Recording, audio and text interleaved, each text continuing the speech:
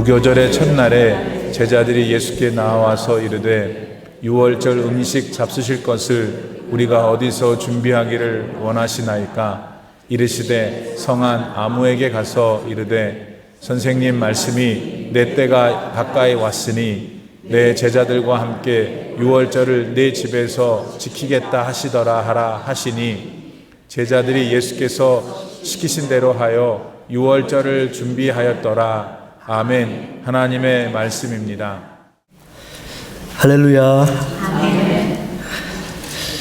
우리들 스스로의 힘과 능력으로는 도저히 해결할 수 없는 우리들 죄의 문제를 위해서 친히 인간의 몸을 입으시고 낮고 낮은 이 땅에 내려오셔서 십자가 대속의 피를 흘려주셨던 우리 주 예수 그리스도, 직접 우리 인간과 함께 하시면서 구원과 진리의 말씀 전해주셨던 그 예수님의 전생애 중에서도 특별히 마지막 일주일간의 행적을 돌아보고 또 주님 당하셨던 그 고난을 기억하면서 우리들 이미 받은 사랑, 이미 누리고 있는 은혜를 묵상하게 되는 고난주간 넷째 날 수요일 아침입니다.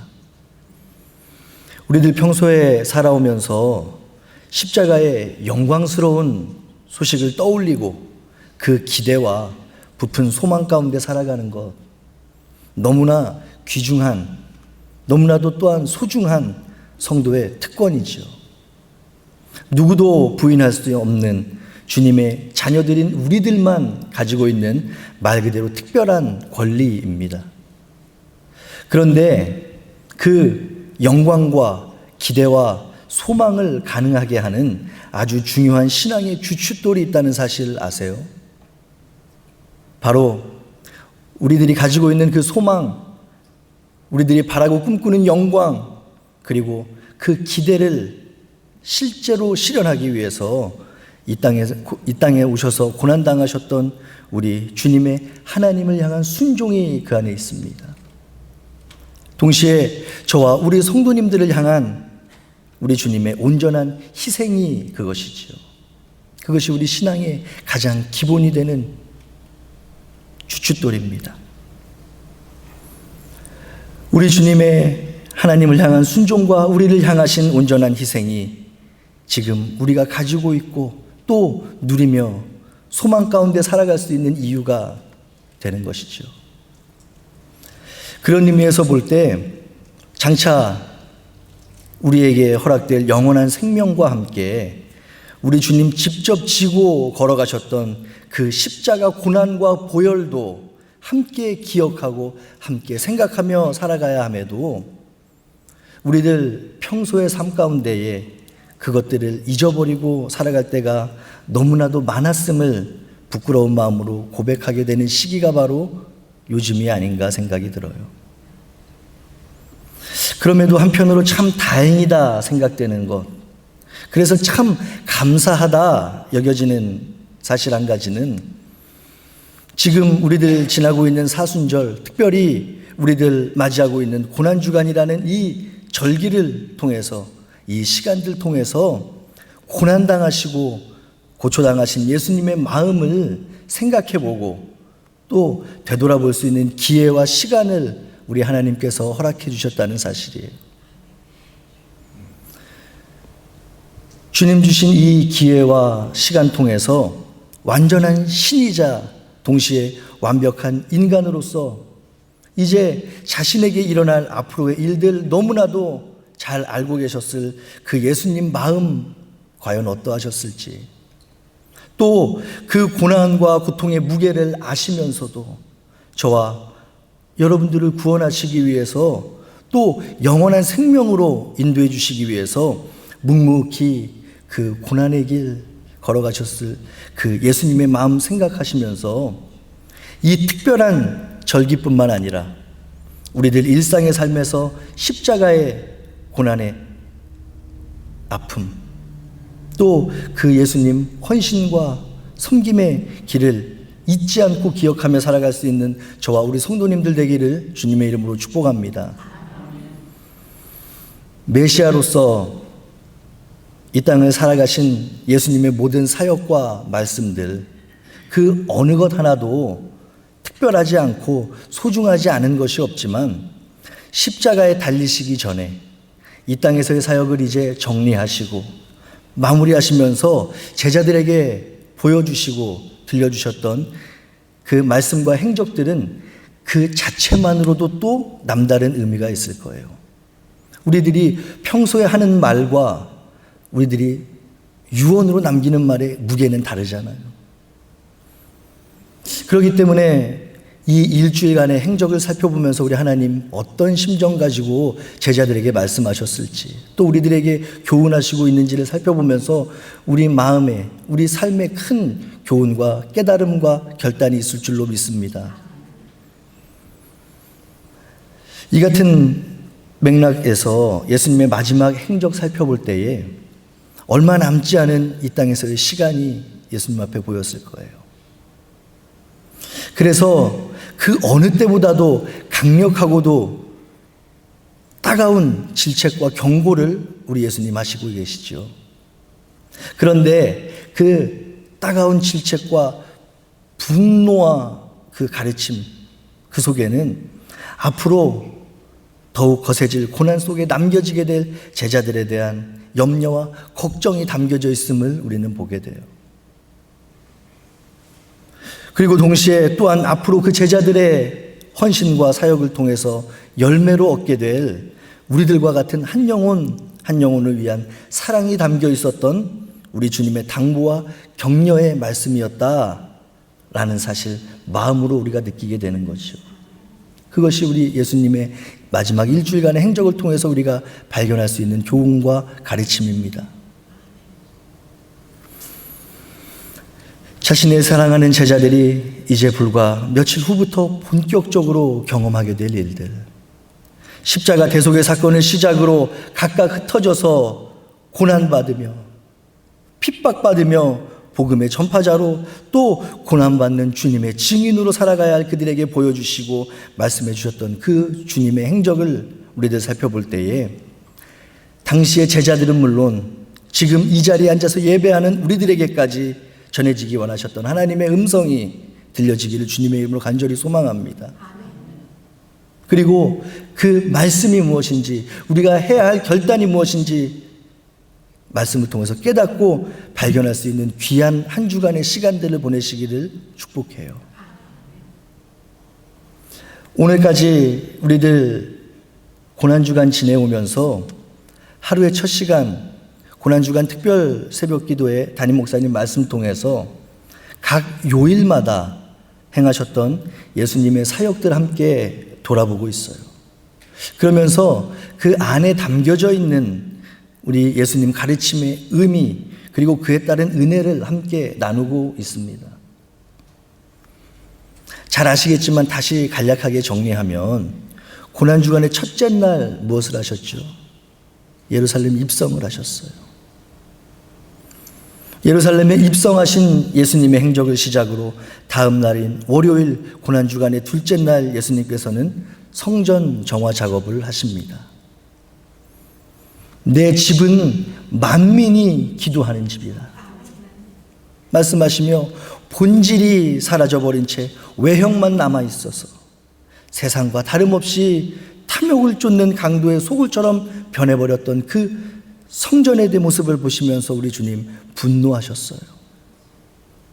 상인들을 꾸짖고 쫓아내심으로 성전을 청결하게 하셨고, 또한 그 사건을 통해서 장차 주님의 성전이 될 우리들의 몸과 마음, 너희들 깨끗해야 된다 교훈하시는 것입니다.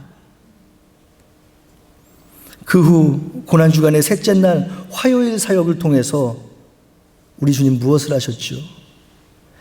메시아로 오신 예수님 자신을 부인하고 위선과 제약에 가득 찼던 율법학자들, 바리새파 사람들 같은 유대 종교자들과 더불어 논쟁과 변론을 하셨음을 우리는 성경의 기록을 통해서 확인하게 됩니다. 그리고 나서 오늘 우리는 고난주간의 넷째 날 수요일 아침을 맞이하고 있는 거예요.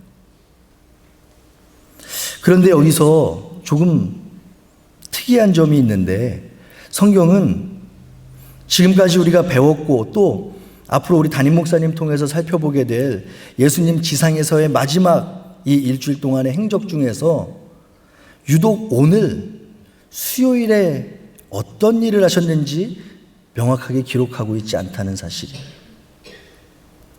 왜 그럴까? 우리 예수님께서 이날에는 이런 일들을 하셨구나 라고 명확하게 알 수 있는 다른 요일들과는 달리 정말로 수요일은 예수님의 행적에 대한 어떤 특별한 언급을 하지 않습니다. 그래서 많은 학자들은 수요일을 가르쳐서 예수님을 죽이기 위한 음모가 기록되어 있다라는 사실로 인해서 음모의 날이라고 부르기도 해요. 또 침묵의 날이라고 부르기도 합니다. 그리고 어떤 이들은 오늘을 기도의 날이라고도 불러요. 아마도 전날인 화요일에 하루 종일 유대 종교 지도자들과 변론하셨던 후에 배달이라는 곳에서 쉬기도 하시고 기도와 묵상을 하시면서 아마 자신에게 닥쳐올 시간들을 잠잠히 준비하시지 않으셨을까 짐작하는 것이죠. 그런데 훗날 우리들이 어떤 의미를 갖다 붙이는지에 상관없이 오늘 고난주간의 넷째 날 수요일 역시도 예수님의 관점에서 볼 때는 자신이 감당하게 될 십자가 고난을 잠잠히 기도로 준비하시면서 또 얼마 남지 않아 촉박하고도 분주했던 그 시간 속에서도 앞으로의 일들을 차분히 준비하셨을 것이라는 사실은 변하지가 않아요.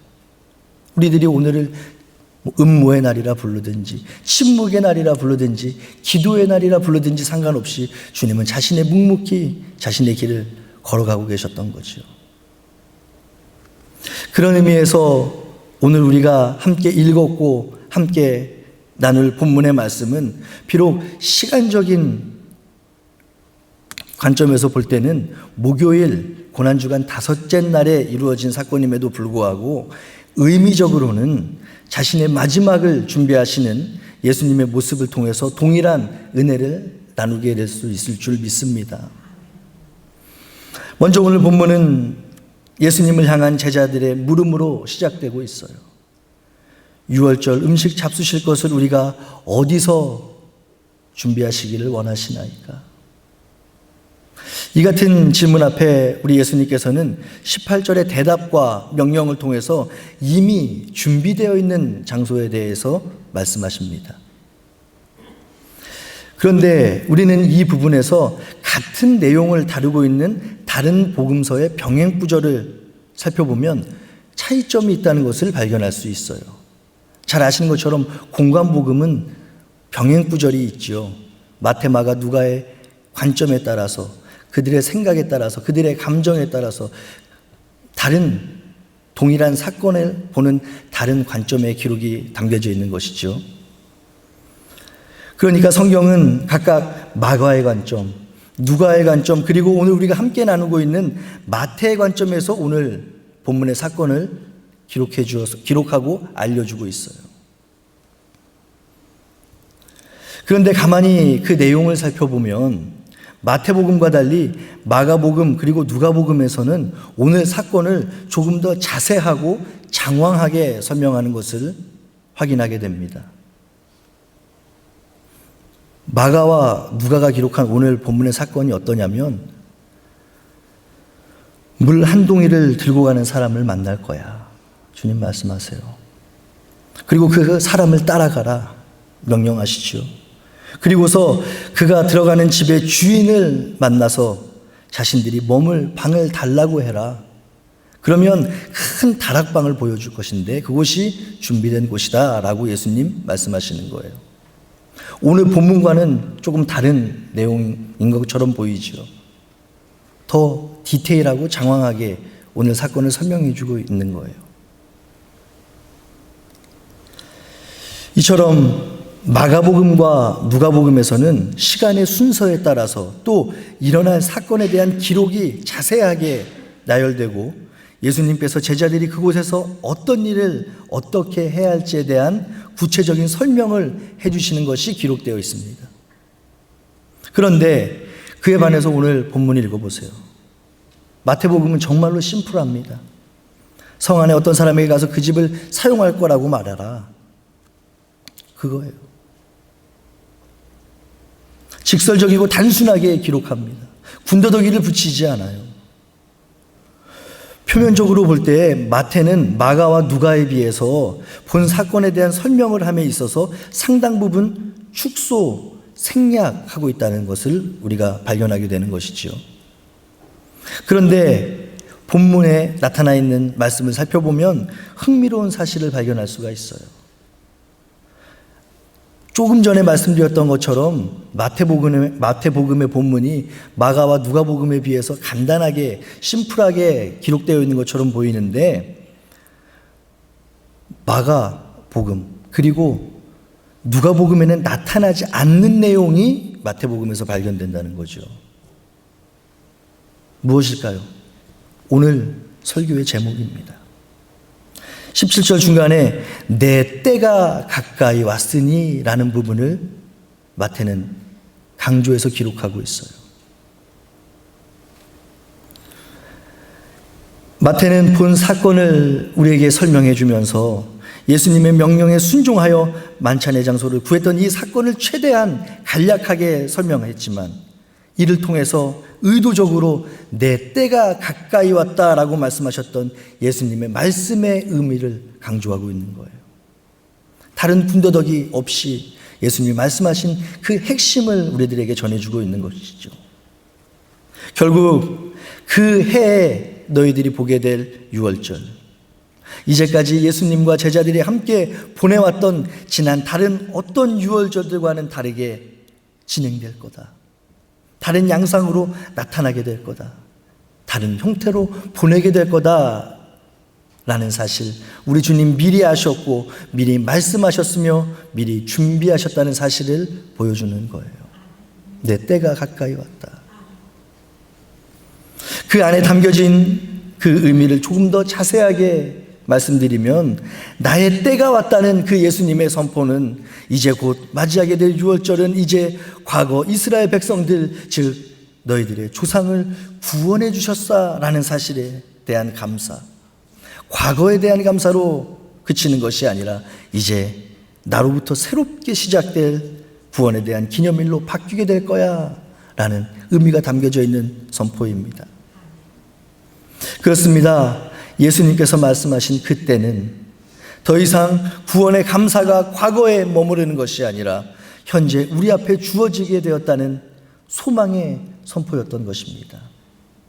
사랑하는 성도 여러분, 우리 생명이 또 우리의 구원이 더 이상 과거에 있지 않음이 얼마나 감사한지요. 그래서 우리 생명이 육신의 죽음으로 가두어지지 않음이 얼마나 가슴 벅찬 은혜로 다가오는지 모르겠습니다. 그것이 우리가 누리고 있는 가장 큰 은혜요 소망이라는 사실을 믿으시기를 바랍니다.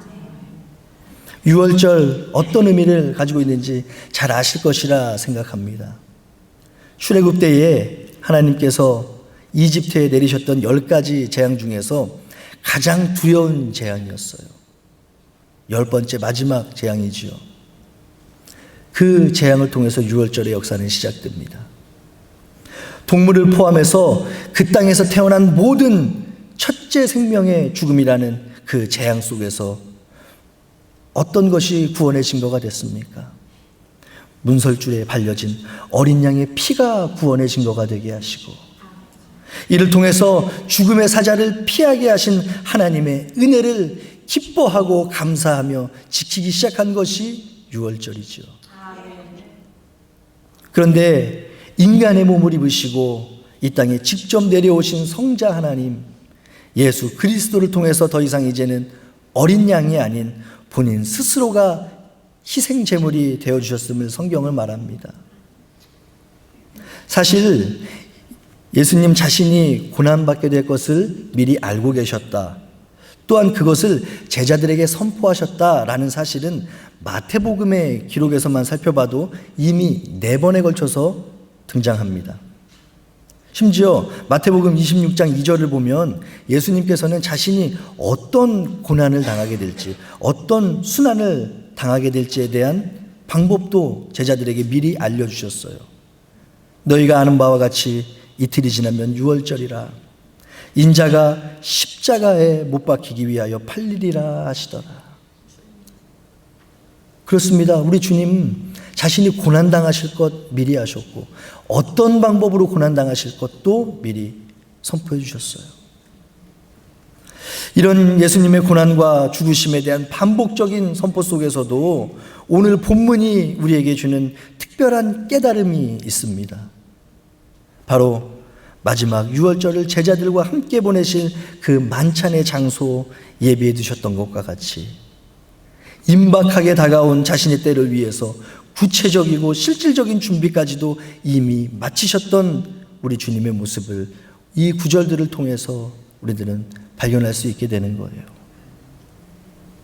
이때 우리 주님께서 미리 준비하셨던 장소가 어딘지 아세요? 라틴어로 식당이라는 뜻의 시나클룸. 생소하세요? 생소하시죠? 우리들에게 익숙한 이름으로 말하면 마가의 다락방입니다. 특별히 이곳은 제자들과 마지막 만찬을 나누셨던 장소, 이제 새롭게 주님을 기억하기 위하여 세워질 성만찬이 시작된 장소, 그리고 훗날 예수님께서 하늘로 승천하신 후에 오순절 성령 강림의 사건 통해서 초대교회의 시작이 되었던 장소라고 알려진 곳이 바로 그곳이에요. 그렇습니다.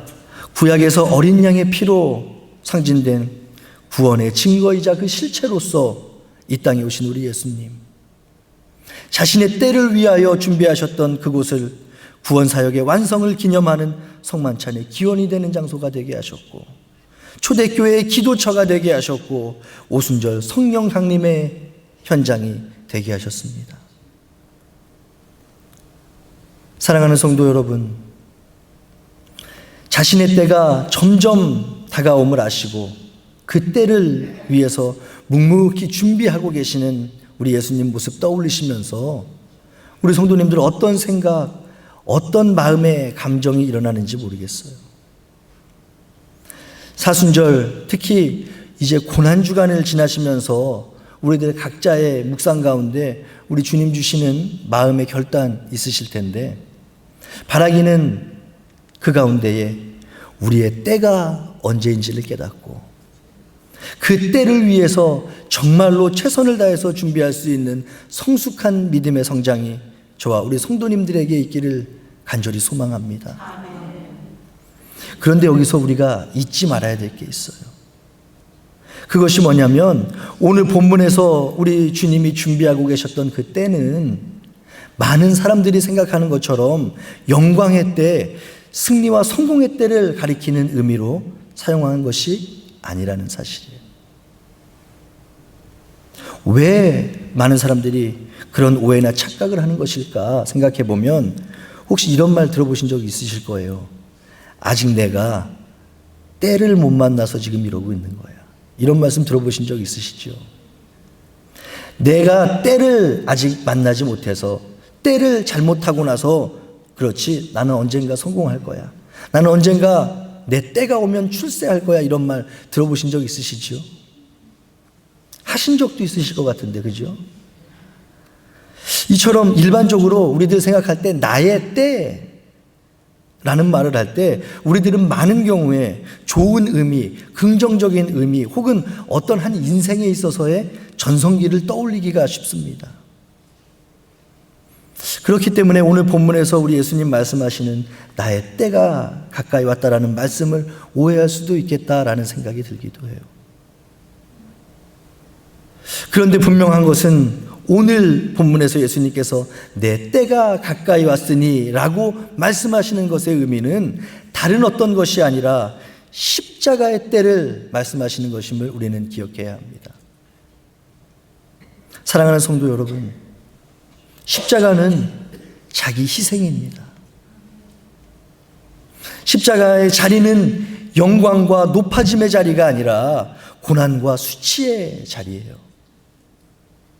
이 땅에 오셔서 영광과 찬송과 존귀만 받으셔도 모자르실 우리 주님께서 충분히 자신을 드러내는 높은 자리, 세상의 부귀와 즐거움을 누릴 수 있는 힘과 능력, 그 어떤 것도 가지실 수 있는 그분인데 십자가의 때를 준비하세요. 고난과 고통과 수치의 정점에 서 있는 십자가를 향해 당신의 발걸음을 옮기시면서 그것이 자신의 때라고 말씀하시는 거예요. 그것이 내가 이 땅에 온 이유이며 내가 너희들과 함께하는 목적이라고 말씀하시는 거지요. 왜 그렇습니까? 저와 우리 성도님들에게 영원한 생명, 구원을 선물로 주시기 위해였음을 우리는 너무나도 잘 알고 있어요. 2000년 전 오늘 우리 예수님께서 내가 지은 죄 때문에, 우리 성도님들이 지은 죄 때문에 그분의 때를 준비하고 계세요. 2000년 전 오늘 우리 예수님께서 내가 지은 죄 때문에 고난과 수치 당하실 것을 아심에도 기꺼이 그것을 감수하시고 모욕을 당하시고 죽음을 당하세요. 내가 지은 죄 때문에 우리 예수님께서, 사랑하는 성도 여러분, 예수님께서 말씀하셨고 준비하셨던 그분의 때는 구원자로서 죄인들인 우리의 죄를 대속해 주시기 위해서 희생을 결단하는 바로 그 순간이었음을 기억할 때, 지금 우리 삶의 현장에서 나의 때는 그럼 언제인가, 또는 나의 때는 무엇인가를 생각할 수 있는 성숙한 믿음이 우리에게 있기를 주님의 이름으로 축복합니다. 우리들 주님 사랑하고 주님 가신 길 따라간다고 고백하며 다짐했는데, 우리들 삶 속에 조그만 희생하지 못하고 조그만 손해보지 못하고 참고 인내하지 못하며 살아왔던 우리의 쓴뿌리들을 삶의 길목길목에서 발견하게 돼요. 예수님께서 준비하셨던 그분의 때는 희생과 헌신과 순종의 때였는데, 우리는 우리들 삶 가운데 엉뚱하게도 내가 누리게 될 영광의 때만을 생각한 것은 아닌지, 내가 누리게 될 기쁨과 즐거움의 때만을 바라고 꿈꾸면서 하나님께 왜 나에게 유익한 때를 허락해 주시지 않으십니까? 불평하고 불만하며 살아왔던 우리의 성숙하지 못한 모습은 혹 있지 않았는지, 이 고난주간의 넷째 날 아침 말씀으로 우리 신앙의 모습과 현실을 점검하심으로 그 가운데 생각나고 발견되는 우리들의 쓴뿌리 혹 있다면, 또 여전히 놓지 못하고 움켜쥐고 있는 세상의 것들이 있다면 주님 앞에 내려놓고 회개하며 회복함으로 정말로 내가 주님의 백성입니다, 정말로 내가 주님의 제자입니다, 정말로 내가 주님의 자녀입니다 라는 사실을 날마다의 삶 가운데 세상의 사람들에게 증명해내실 수 있기를 주님의 이름으로 간절히 소망합니다. 기도하겠습니다. 사랑의 하나님, 주신 말씀 통해 십자가의 모든 길, 구원의 모든 길을 묵묵히 순종함으로 준비하셨던 우리 주님을 만나게 하시니 감사합니다. 들은 말씀 생각하며 주님의 고난과 사랑 다시 한번 확인하게 하시고 날마다 우리의 삶 속에 잊지 않고 적용하며 살아가게 하여 주시옵소서. 특별히 고난주간이라는 특별한 기회를 허락해 주셔서 이 한 주간 주님의 순환을 생각하며 감사와 소망으로 부활의 기쁨을 준비하는 시간을 보내게 해주신 주님, 어느 해보다도 깊이 묵상하게 하시고 어느 해보다도 넓은 주님의 사랑을 깨닫는 귀한 시간들로 삼아 주시옵소서. 감사와 영광 주님께 올려드리며 이 모든 말씀 우리 주 예수 그리스도의 거룩하신 이름으로 기도드렸습니다. 아멘.